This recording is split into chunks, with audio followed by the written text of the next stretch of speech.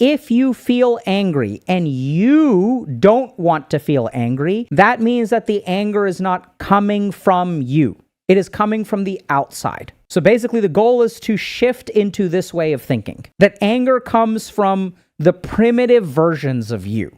So I can find meat to be atrocious. I can decide in my higher forms of self, like when I do an analysis, I do contemplation, and I do philosophizing, and I do spiritual practice, I can conclude that vegetarianism is morally correct and ethically correct. Once I make that conclusion, if I smell someone cooking bacon and I start to salivate and my body starts to crave it, that is not coming from the higher version of me. That is coming from the primitive version of me. It's coming from the flesh. That's not even who I am. And you start to realize, okay, I don't want to be angry. I'm trying to let go of this. This is not aligned with the person that I want to be.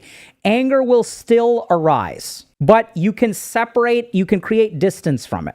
And literally, where is it coming from? It's coming from a couple of things. It's coming from the habituation of my neurons. And this is where we get to some really concrete stuff like anger management, right? So the reason that we get angry a lot is because our brain has formed neuronal connections that allow for the flourishing of anger.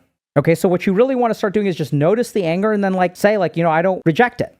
We learn how to create distance from it and say, I'm not going to act from it. And one of the tools that's useful is recognizing that it's not really you that's angry. It is your ego that's angry, that your brain has been wired in this way. And as you reject it slowly, it'll start to diminish. Because the way that it grows, if you think about the people in your life that get really, really tilted, the reason they get really tilted is because they allowed themselves to get tilted again and again and again and again. That's how you end up with a Karen, someone whose anger has gone unchecked. So very simply, all you have to do is check it.